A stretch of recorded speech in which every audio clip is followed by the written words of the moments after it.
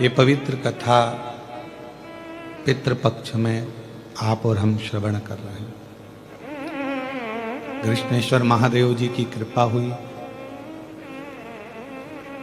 कुबेरेश्वर बाबा की भूमि से चलकर ये शिव महापुराण की कथा 12वें ज्योतिर्लिंग में पहुंची। कथा के मुख्य यजमान तो स्वयं देवादिदेव महादेव भगवान शिव औघड़दानी त्रिकालदर्शी कैलाशी अविनाशी भगवान शंकर की पवित्र कथा कर रही है। पितरों के देव आर्यमा स्वामी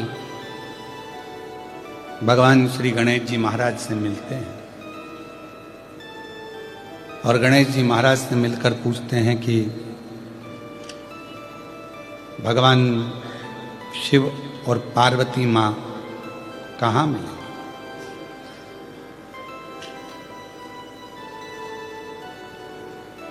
तब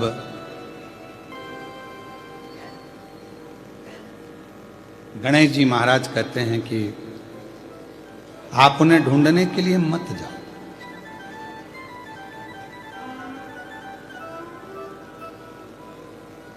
आप ढूंढने क्यों जा रहे हो। शंकर भगवान को ढूंढने जाने की जरूरत नहीं पड़ती। जब हमारे मन में यह भाव आ जाता है कि मुझे शिव को ढूंढना है, तब समझ लेना कि शिव हमारे अंदर आकर बैठ गए। हमने सब दूर ढूंढा, साड़ी कहाँ गई, चूड़ी कहाँ गई, पर खुद ढूंढ रहे हैं, खुद नहीं रखी है। रोज कथा में से सुनते हैं कि भगवान देवादिदेव महादेव हमारे हृदय में निवास करते हैं, शिव हमारे दिल में है, निर्मल मन सो मोहि पावा। जब भगवान हमारे मन में है, हृदय में है, तो हम उन्हें क्यों ढूंढें, कहाँ ढूंढें, क्यों जाएं ढूंढने। दिल में बैठा है, उसको अंदर ढूंढने का प्रयास करो। थोड़ी देर बैठकर श्री शिवाय नमस्तुभ्यम।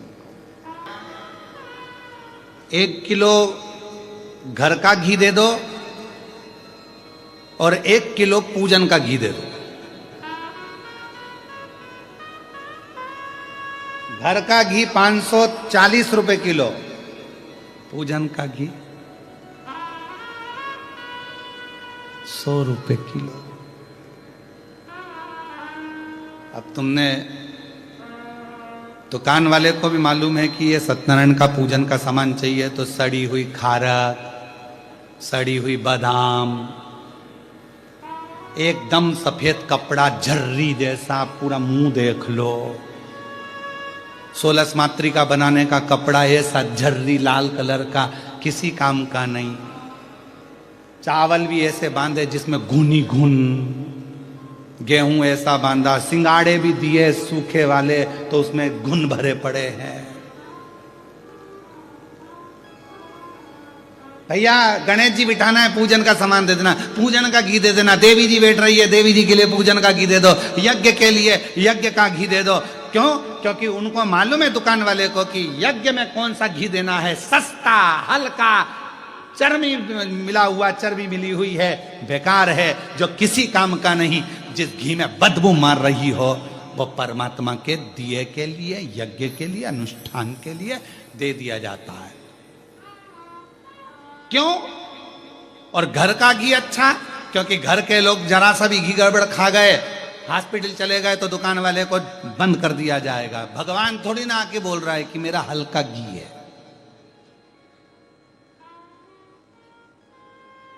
और फिर सिर पे पल्लू लेके श्री शिवाय नमस्तुभ्यम, श्री शिवाय नमस्तुभ्यम।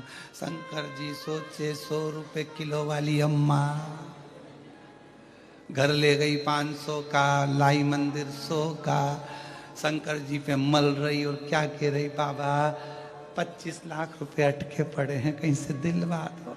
भगवान के 100 रुपए किलो के घी में तो मैं प्रसन्न होने वाला नहीं हूं। तेरी बहू 500 में प्रसन्न हो जाए तो उससे मंगवा ले जा, मुझसे क्यों मंगवा ले। हमारी यही कथा लोगों को बुरी लगती है, बस अंतर इतना सा।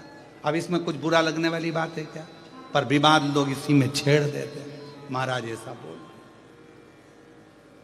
कौन ने कहा तुम 100 रुपए का घी दो या 50 रुपए का घी दो या 500 का घी दो? शिव महापुराण तो कह रही है कुछ मत दो, दिल दो ना।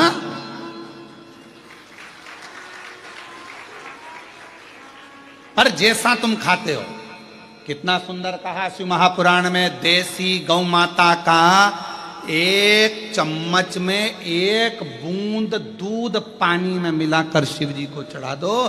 पर केमिकल का दूध, थैली का दूध, डब्बे का दूध, पॉलीथिन का दूध, भैंस का दूध शिव जी को मत चढ़ाओ। जर्सी का दूध शिव जी को मत चढ़ाओ। 1 बूंद चढ़ाओ। शिव जी ने ये थोड़ी ना किया कि तुम मुझको ढेर सारा ला के दो। शंकर भगवान ने कभी कहा कि मुझे घी ला कर दो ढेर सारा? नहीं, तुम्हारे पास हो तो नहीं तो दिल दे दो। और अगर ये भी नहीं दे सकते तो मंदिर में से थोड़ा सा बेलपत्र उठाओ, धो और वापिस चढ़ा दो। हम तो ये भी नहीं कह रहे कि घर से तुम पानी भर के लाओ, कि लोटा भर के लाओ, कि ये भर के लाओ, कि वो भर के लाओ।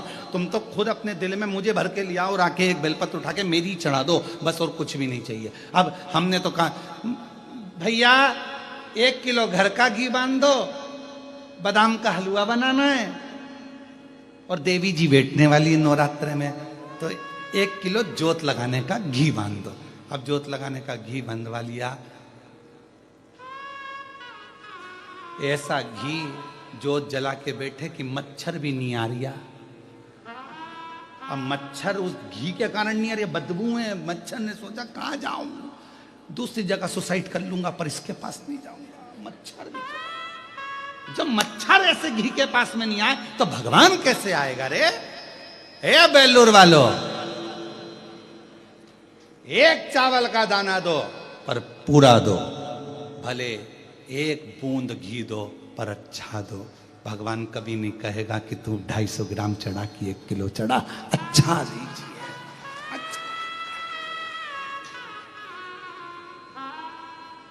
श्रेष्ठ।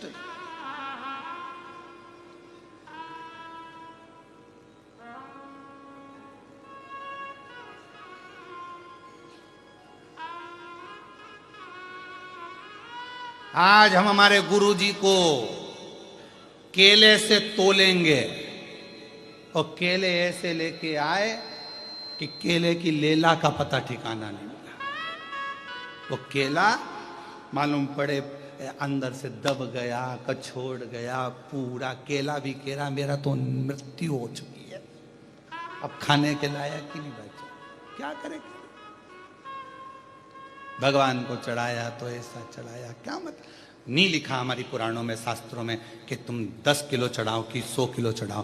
पूरी पुराण उठाकर देखना, शिव पुराण में कहीं लिखा हो कि भगवान कह रहे हैं या वेद व्यास जी लिख रहे हैं कि मुझे 10 किलो घी चढ़ाना, कि मुझे दही 1 किलो चढ़ाना, कि 50 किलो मुझे दूध चढ़ाना। कहीं शिव महापुराण के अंदर, लिंग पुराण में, स्कंद पुराण में, कूर्म पुराण में, भविष्य पुराण में, अग्नि पुराण में, पद्म पुराण में, ब्रह्म विवर्त पुराण में, नारद पुराण में, नर्मदा पुराण में, तुम कूर्म पुराण में जितनी पुराण उठाकर देखो, कहीं नहीं लिखा मिलेगा कि भगवान को 100 किलो दूध चढ़ाना, कि 101 किलो दही चढ़ाना।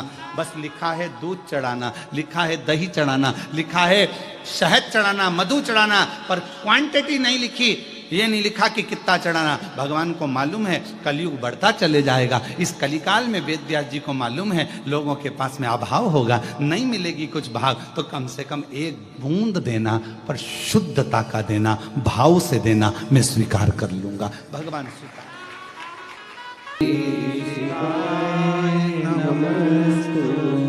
थोड़ा करो बस, बहुत है उतना, ज्यादा नहीं, बहुत उतने में हम लोग स्वीकार कर लें।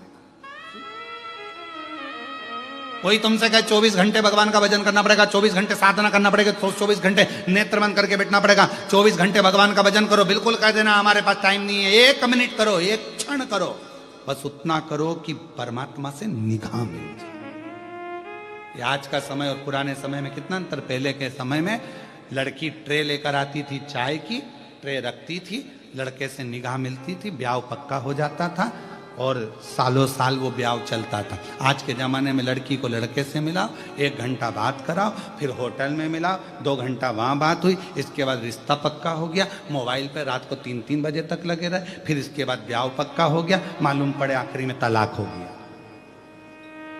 क्या मतलब का? एक क्षण भगवान से नेत्र मिलाओ, एक क्षण परमात्मा का भजन करो, एक क्षण उसके पास जाओ। जरूरी नहीं है कि कृष्णेश्वर बाबा के मंदिर में जाएंगे तो अंदर ही जाना जरूरी है। आप तो बाहर बैठकर उससे निगाह तो मिला लो, एक बार दिल से जाकर उसको दर्शन तो कर लो। तुम्हें अंदर जाने की जरूरत नहीं पड़ेगी, वो खुद बाहर आ जाएगा तुमसे मिलने के लिए।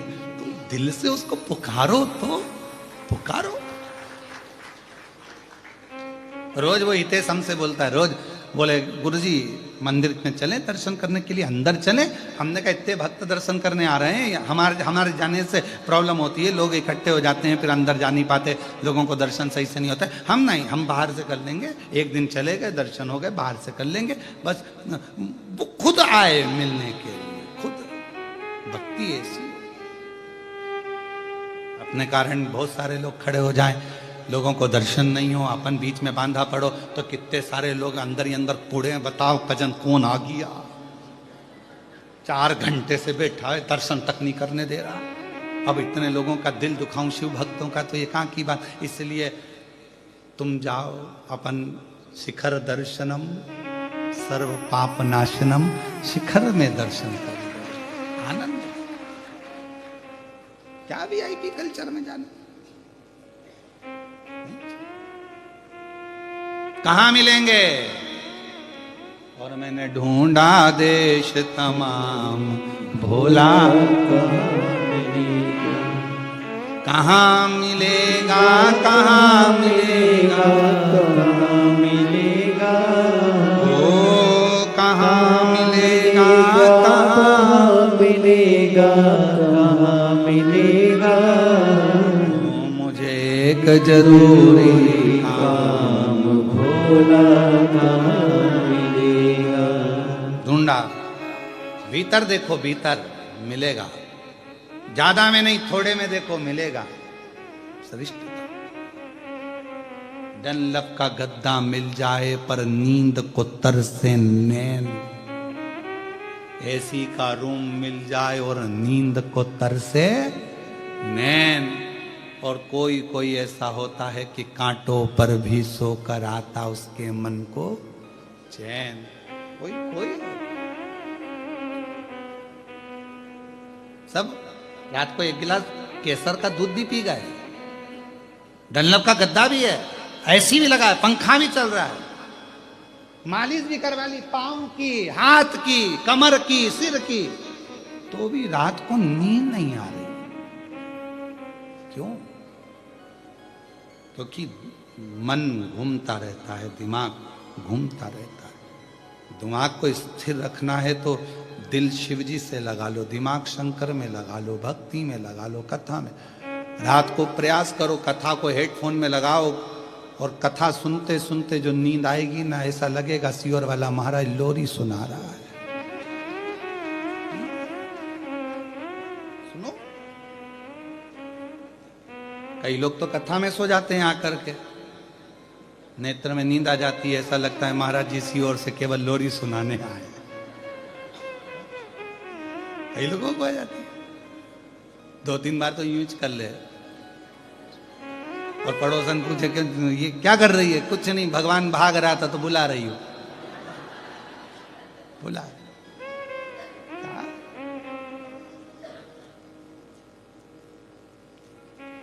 अब कहां मिलेंगे, तो कहा कि वो हृदय से आप पुकारो, भगवान मिलेंगे। पितरों के देवता आर्यमा स्वामी चले गए। एक सरोवर के तट पर आर्यमा स्वामी ने, पितरों के देवता आर्यमा स्वामी ने भगवान शिव के लिए एक सुंदर आनंदमय भगवान शंकर का एक पार्थिव शिवलिंग का निर्माण करा। एक बेलपत्र आर्यमा स्वामी ने उस शिवलिंग पर समर्पित करी और ध्यान लगाकर आर्यमा स्वामी बैठ गए। आर्यमा को मालूम नहीं था कि आज प्रदोष है। आर्यमा को मालूम नहीं है कि आज प्रदोष है।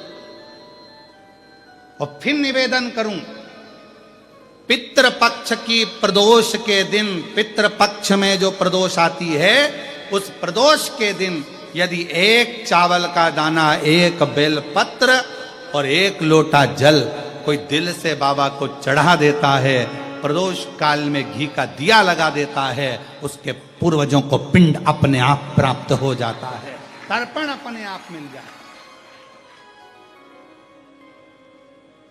उसको नहीं मालूम कि प्रदोष है, आर्यमा स्वामी के स्मरण में नहीं था कि आज तो वो दिन है जिस दिन मेरे शंकर भगवान पार्वती और के साथ में वर प्रदान करते हैं, आनंद प्रदान करते हैं। मैं समझना चले, आर्यमा स्वामी ने पार्थिव लिंग का निर्माण किया और बैठ गए। शंभु शरणे मांगो घड़ी दुख दया करी दर्शन ओ शंभु शरणे मांगो घड़ी दुख दया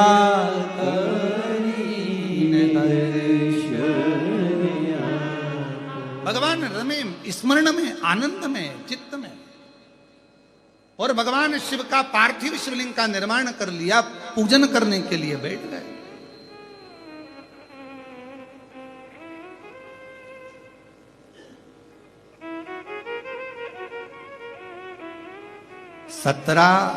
सितंबर से 17, 18, 19, 20, 21 5 दिन अमावस्या तक, पितृ के 5 दिन जो पीछे के हैं, पितृ मोक्ष के, ये 5 दिन जो ऑनलाइन कथा चलेगी, जितने भी शिव भक्त कथा को श्रवण कर रहे हैं, आपसे निवेदन है अपने अपने घर में ये 5 दिन की जब कथा चले 17 से 21 तक, तो एक चावल का दाना अपने साथ लेकर कथा सुने, या अपने पूर्वजों का फोटो रखकर कथा सुने, या परिंदे के पास में एक दिया लगाकर कथा सुने, या भगवान शिव का स्मरण कर कर एक चावल का दाना लेकर कथा सुने। और बाद में वो चावल का दाना परिंदे को छुआकर तुम्हारे घर में जो शिव जी हो, शंकर जी का मंदिर हो, शिवलिंग हो, मंदिर को आसपास में कहीं पर भी वो चावल का दाना शिव समर्पित। 5 दिन पितृपक्ष के जो अमावस्या वाली कथा आएगी, उसको आप दिल से सुनना, हृदय से सुनना, पितरों के मुक्ति हेतु सुनना, उनके मोक्ष हेतु सुनना। 5 दिन ऑनलाइन सुनो, उसको अपने घरों में रहकर सुनना, ऑनलाइन श्रवण करना और बाबा से अपने हृदय की बात कहना। फिर हम अगले वर्ष जो पितृपक्ष आएगा, उसके पहले तुमसे बात करेंगे कि तुमने पितृपक्ष में जो मांगा था, बाबा ने तुमको दिया कि नहीं दिया। 17 जो चालू हो, उसका स्मरण, पितरों की शांति के लिए घर में रहकर ऑनलाइन उसको श्रवण कर। कितना फल है उस कथा का, लाभ। और यदि आप लोग अपने पूर्वजों का फोटो रखकर कथा सुन रहे हो, तो एक नंबर हम आपको वहां पर देंगे, उस नंबर पे आप अपने फोटो भी डालना, हम उसको टीवी पे भी दिखा देंगे कि आप लोग कथा तो सुन रहे हो। हम आस्था वालों से बात करेंगे इसके लिए, वो आपको दिखाएंगे, श्रवण कराएंगे कि आप लोग भाव से कथा का तत्व ग्रहण कर रहे हो, स्मरण कर रहे हो।